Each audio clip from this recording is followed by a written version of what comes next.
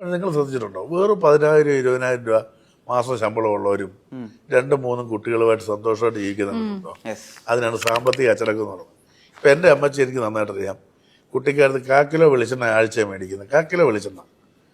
എന്നാൽ എല്ലാ കറിക്കും ടേസ്റ്റും ഉണ്ടാവും, വറക്കേണ്ടടുത്ത് വറക്കും, എല്ലാത്തിനും ഒരു കരുതലുണ്ടാവും. അതായത് ആഴ്ചയിൽ 2 കിലോ അരിയേ ഉണ്ടാവുള്ളൂ. 2 കിലോ അരി ആയിരിക്കും, അത് ഒരു നാഴി കൂടില്ല. അങ്ങനെ വലിയൊരു അച്ചടക്കം അവർക്കുണ്ടായിരുന്നു. എനിക്കൊന്ന് ഇന്നത്തെ തലമുറയ്ക്ക് അത്രയും അച്ചടക്കം ഉണ്ടോ എന്ന് എനിക്കറിയില്ല.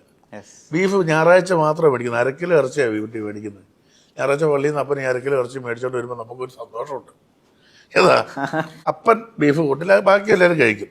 പക്ഷേ ഈ 1/2 കിലോ ഇറച്ചി ഞാൻ അറിഞ്ഞുണ്ട് ഈ ആരും ബിരുദക്കാരും ചിലപ്പോൾ കാണും. മുടിയാൻ വേണ്ടി അപ്പൊ അമ്മച്ചി എന്താ വെച്ചാൽ ചില ഉരുളക്കിഴങ്ങ് സവോളയും കൂട്ടും. കൂട്ടിയിട്ട് ഒരു പെരളം കറി വെക്കും. നിങ്ങൾക്ക് ആരും പറഞ്ഞാൽ വിശ്വസിക്കില്ല. രാവിലെ സ്കൂളിൽ കൊണ്ടുപോകാൻ ആ ചോറിൻ്റെ അറ്റത്ത് അമ്മച്ചി ആ സ്നേഹം കൊണ്ട് ചില കരിഞ്ഞ ഒലത്തിറച്ചിയില്ലേ, തേങ്ങാക്കൊന്നോട് കൂടി ശകലം മൂലയ്ക്ക് വെച്ചേക്കും. ഏതാ തലേദിവസത്തെ ബാക്കിയാ. ഇന്നൊക്കെ അങ്ങനെയാണോ? ഇന്നൊക്കെ ഓരോരുത്തർ മേടിക്കും 4-5 കിലോ ഇറച്ചി ഒരാഴ്ച മേടിച്ചിട്ട് അങ്ങ് തിന്നുക. മറ്റേത് കൊതിക്കുന്ന ഒരു കാലമില്ലേ? ഈ കൊതിച്ച് ജീവിച്ചവരെല്ലാം അതിനോടൊരു വില കൽപ്പിക്കും. കൊതിക്കണം നമ്മൾ. എനിക്ക് പറയുന്നത് ഇന്നത്തെ ജനറേഷൻ്റെ ഏറ്റവും വലിയ പറയില്ല, ലഹരിക്കൊക്കെ അടിമയാണെന്ന് പറഞ്ഞത്.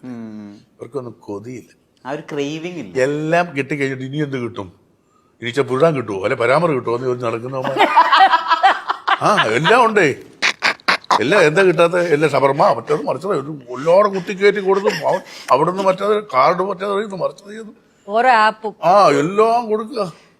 പിന്നെ എന്താണ് തൃപ്തി? ഇനി എന്ത് കിട്ടും, എനിക്ക് എന്തിനും പാമ്പിനെ കൊണ്ട് കൊത്തിച്ചാലോ എന്നൊക്കെ പറഞ്ഞ് നടക്കുന്ന കുറെ. അതാണ് പ്രശ്നം, കൊതിയില്ല.